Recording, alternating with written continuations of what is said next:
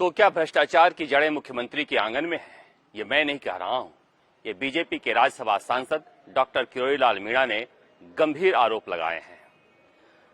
Doctor Meena ने कहा है कि मुख्यमंत्री अशोक गहलोत को ओएसडी और मुख्यमंत्री निवास और कार्यालय में काम करने वाले लोग रीट पेपर आउट करने में शामिल थे।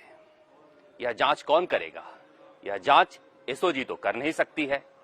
जिस तरह के सबूत उन्होंने पेश किए हैं, उनका कहना है कि सब कुछ मैंने स्पेशल ऑपरेशन ग्रुप के सामने रख दिया है, अब उन्हें जांच करनी है। लेकिन क्या यह संभव है कि स्पेशल ऑपरेशन ग्रुप मुख्यमंत्री कार्यालय और मुख्यमंत्री निवास के अधिकारियों की जांच करे?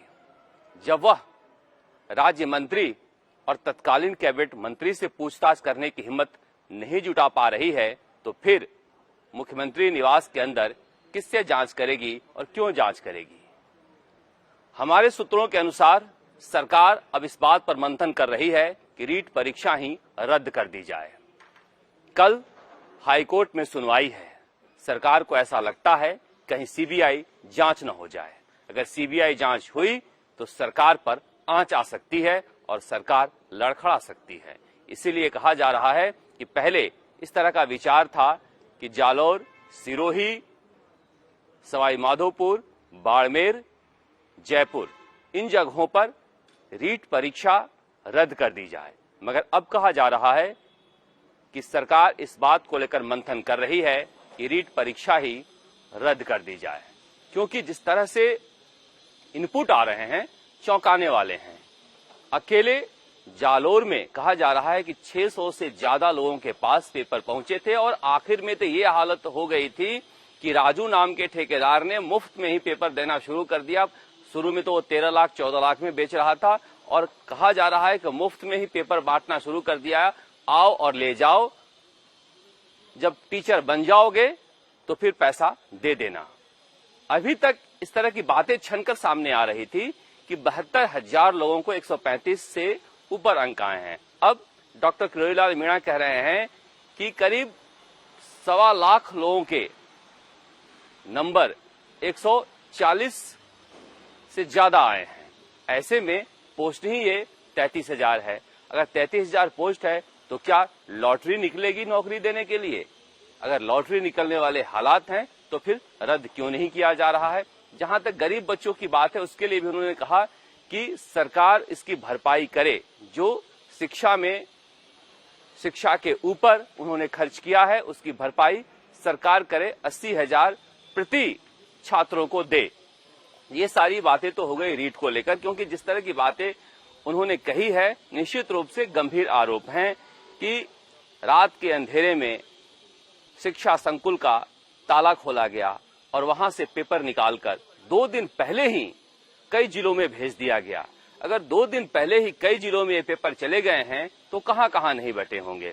सोचिए जरा कि किसी के हाथ ऐसी चीज लग जाए जहां पर वह बिना कहे बिना मांगे करोड़पति हो जाए तो कहां कहां नहीं बांटेगा। अब तो यह भी कहा जा रहा है कि बाड़मेर और डूंगरपुर जैसे जगहों पर भी पेपर आउट हुए थे। जयपुर में तो पहले ही आउट हो गया था। सवाई माधोपुर की कहानी तो सबसे पहले सामने आ गई थी। अब जो सेंटरों के नाम बताए जा रहे हैं कि वहां उन सेंटरों पर पेपर पहुंचे थे और वहां पर प्रश्न पत्र रीट के हल कराए गए। पहले कहा जा रहा था कि लेवल 2 का ही पेपर आउट हुआ है, मगर अब एसओजी के जांच में यह बात सामने आई है कि लेवल 1 का भी पेपर आउट हुआ था। यानी पेपर जो भी बना था सब आउट हुआ था, कोई पेपर बचा ही नहीं था।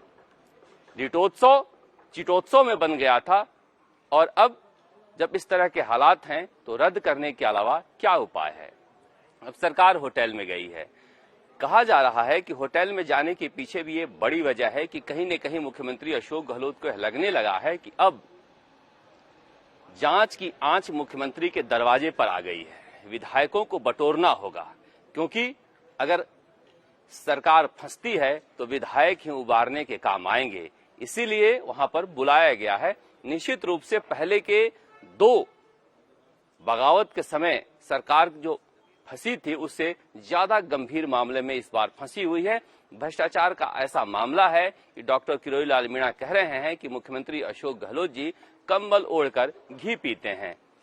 जिस तरह के आयोजन किए गए हैं रीट में और जिस तरह से क्लीन चिट दिए जा रहे थे, पूरी की पूरी सरकार संदेह के घेरे में है। जितनी जल्दी रिजल्ट घोषित किया गया, जिस तरह से प्राइवेट लोगों को लगाया गया, वह प्राइवेट लोगों ने अपने मनमर्जी से सेंटर चुने, उन सेंटरों पर पेपर पहुंचा। रीट परीक्षा में बचा क्या है छात्रों के लिए जिन्होंने मेहनत की थी, जो सोच रहे हैं कि हमारे 135 आए हैं, 140 आए हैं, 148 आए हैं, लेकिन आज के खुलासे के बाद वह भी अचंभित होंगे कि हम सोच रहे होंगे कि हमारे पास नियुक्ति पत्र आ जाएगा, मगर इतने सारे छात्रों को जब इतने सारे नंबर आए हैं तो फिर किसका नंबर आएगा। इससे अच्छा है कि इस परीक्षा को रद्द कर दिया जाए। रद्द करने के अलावा सीबीआई जांच के साथ साथ ईडी की भी जांच हो, क्योंकि इसमें सैकड़ों करोड़ रुपए के लेन देन का ये मामला है। एसओजी कह रही है कि हम 1 करोड़ ले लिए, 2 करोड़ ले लिए, लेकिन यहाँ तो सैकड़ों करोड़ का मामला दिखाई देने लगा है। इसके अलावा भी जेईएन की परीक्षा हो, लाइब्रेरियन की परीक्षा हो या फिर सब इंस्पेक्टर की, सबकी जांच होनी चाहिए। जांच केवल रीट की नहीं होनी चाहिए, क्योंकि अब तो पाप का घड़ा भरा है इसलिए फूटा है, मगर पिछले के जो घड़े भरे हुए हैं वह भी फोड़ कर देखने चाहिए कि उनमें कौन कौन कितने कितने पापी भरे हुए हैं। यह तो रीट की बात हुई। दूसरी बात बेरोजगारों को लेकर जो हो रही है, बेरोजगारी भत्ते को लेकर सरकार ने वादा किया था कि हम बेरोजगारी भत्ता देंगे। बेरोजगारी भत्ते के नाम पर कैसे ठगा जा रहा है।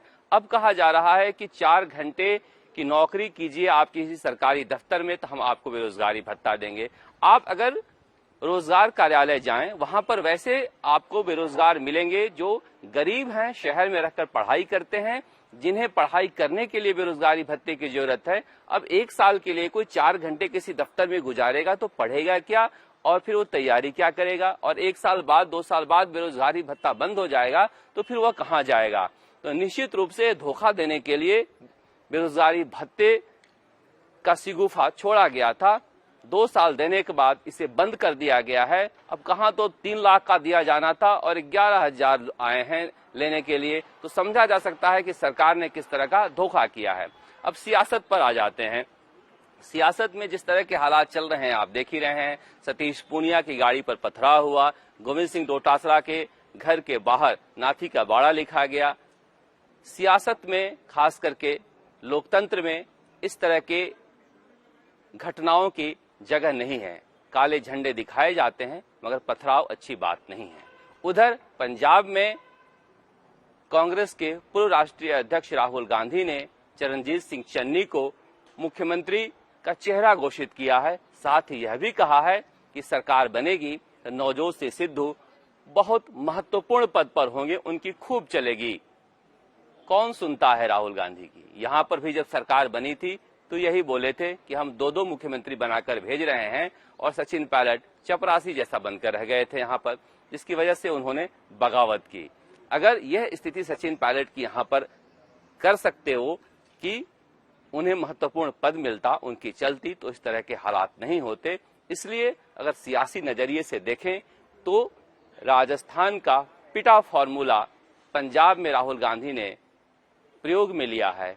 वह फॉर्मूला अगर उनके अंदर साहस है तो राजस्थान में लागू कर दिखाएं, तभी कहा जा सकता है कि राहुल गांधी के पास कोई विचार है, कोई सोच है नेताओं को साथ रखने के लिए। लेकिन फिलहाल सरकार होटल में बंद है और होटल में इस बात को लेकर चर्चा हुई है कि सरकार कैसे रिपीट हो। मुख्यमंत्री अशोक गहलोत ने विधायकों से नाराजगी जताई है कि मैं इतना काम करवा रहा हूं, आप लोग बुकलेट छपवा कर लोगों में क्यों नहीं बांट रहे हैं।